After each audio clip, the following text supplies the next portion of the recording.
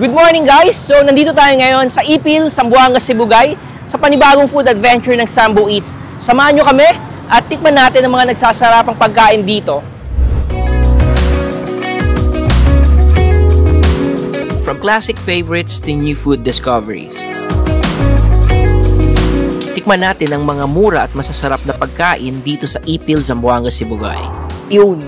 Nabuksan na natin, so titikman na natin siya. Kakaiba siya sa panlasa ko, pero masarap. Paulit-ulit kong kakainin to, hindi ako magsasawang kainin. Kasi masarap nga.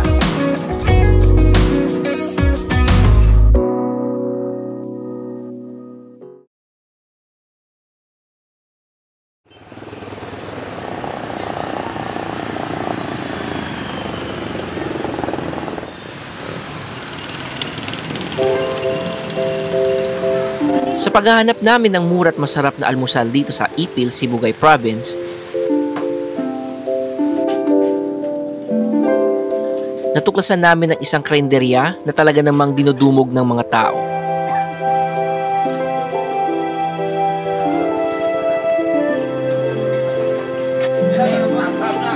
Dahil sa mga masasarap na ulam at presyo na talaga namang mapapawaw ka.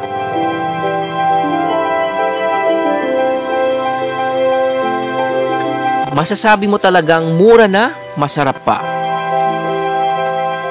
Kilalanin natin si Richard, isang dating chef na ngayon ay may-ari ng CJ Eatery.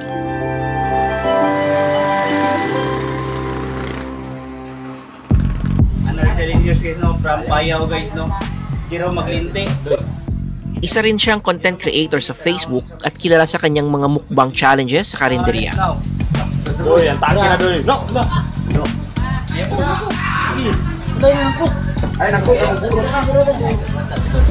Isang patok na aliwan para sa kanyang mga customers at followers.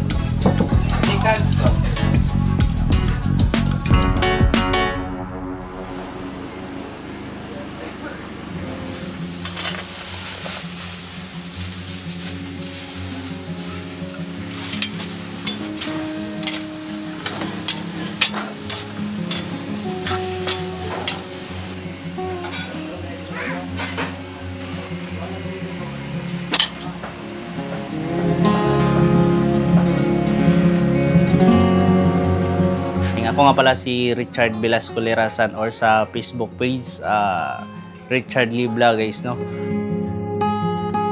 Nagsimula pala ang kuan guys June 8, 2022. Dati pala akong chef sa KCC Mall di Zamboanga guys.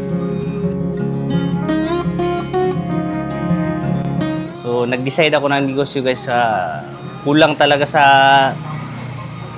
budget guys, so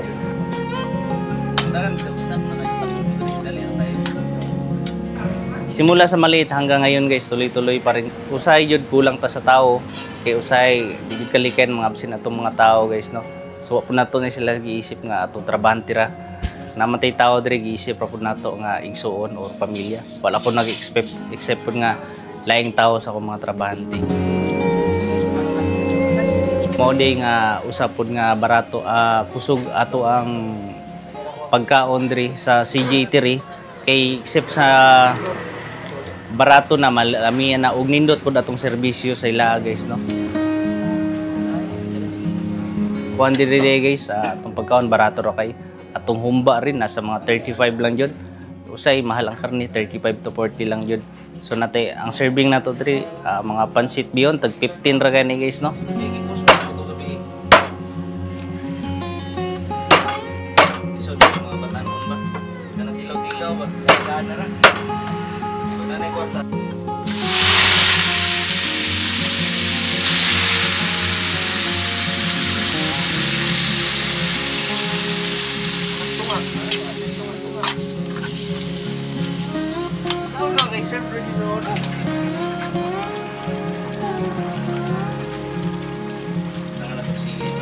So ato ding bestseller kasi number 1 ato ang humba kay barato kay atong bestseller humba ug adobo, inagmay uban pa mga pork stick, beef stick.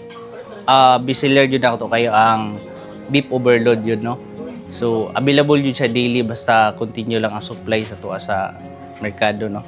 So gusto mo tilaw guys, bisita ra mo diri guys no. So ana ra guys. So daghan pa jud kayo yung tilawan diri guys. Barato ra jud kayo.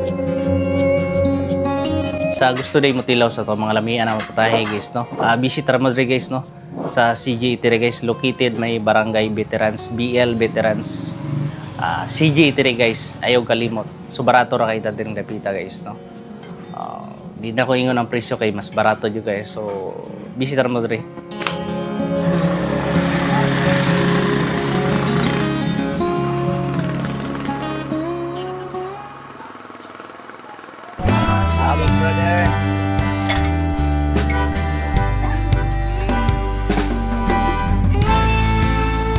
So, nandito tayo ngayon guys sa CJ's Eatery and ito yung mga sinerve nila sa atin. So, yung mga ulam nila is below 50 peso. So, sa halagang 35 peso, makakakain ka na ng humba, which is yung pork humba nila. Meron din silang chicken adobo, which is less than 50 pesos lang. And yung rice pala nila dito is 10 pesos lang. So, napakasulit, napakamura. Kung naghahanap kayo ng mura at makakainan dito sa Ipil, Zamboanga, Sibugay, pwede nyo bisitahin yung CJ's Eatery. So kung mapapansin nyo guys, maraming ulam dito sa harap natin. Maraming iba't ibang ulam na tinitinda dito. Everyday, bagong luto yung mga pagkain nila. So less than 50 peso, makakakain ka na ng iba't ibang ulam nila at the same time, mabubusog ka sa iba't ibang potahe na meron yung CJ's Eatery. So yung una nating titikman is yung pork humba nila. So eto siya. So kanina pa lang nakita na natin yung preparation ng pork humba dun sa kitchen nila. And napakabango nung pagkakaluto. So, pasintabi sa mga viewers natin na di kumakain ng pork. So, pork to siya. And meron din pala silang binigay na sabaw, guys. Ito, libre din yung sabaw dito sa CJ's Eatery. And yung sabaw nila is yung pork din ata itong sabaw nito. Then, first bite nung humba nila. Or yung pork humba. Saktong-sakto kasi di pa tayo nag-aalmusal. So, first bite.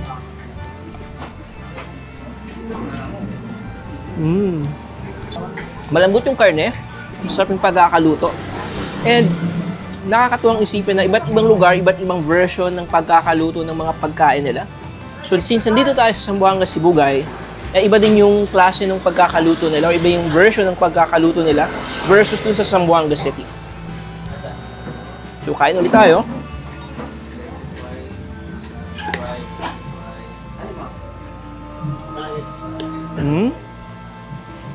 So, titikman din natin yung isa sa mga best seller nila, which is yung chili pork. Kuha tayo.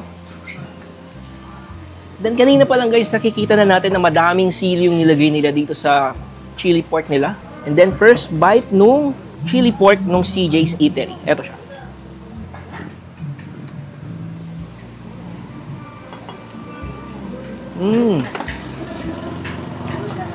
Tamang-tama lang yung anghang. Napaka-tender nung karne.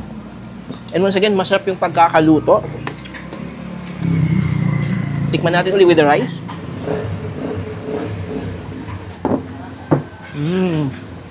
Then, ang susunod naman natin titikman guys is isa sa mga best seller din nila dito, which is yung chicken adobo.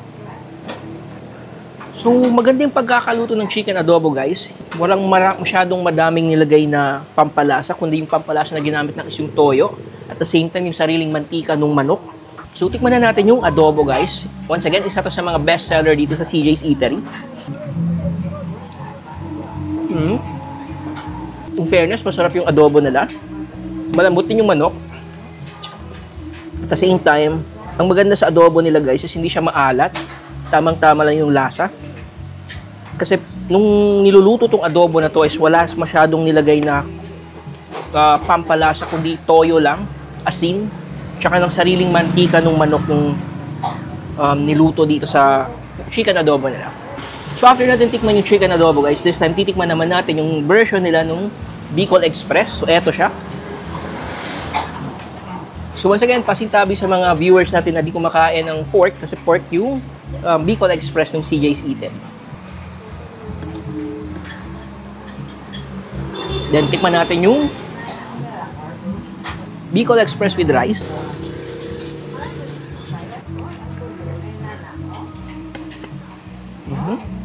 So So nakakatuwang isipin guys na iba't ibang lugar, iba't iba yung version ng pagkakaluto nila ng pagkain. Gaya na lang ng Bicol Express dito sa CJ's Eatery. Iba yung version nila ng pagkakaluto ng Bicol Express pero same lasa pa rin, maanghang and masarap dahil sa gata. So eto siya.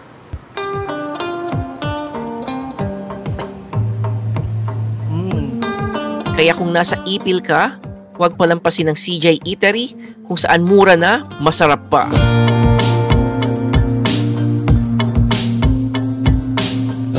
So nandito na tayo sa last part ng ating episode for today guys. And we would like to thank the owner of CJ's Eatery for accommodating us.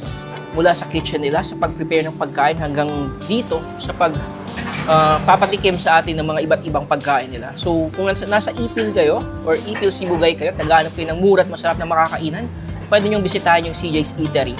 And once again, mura, masarap, and panalo yung laso ng mga pagkain nila.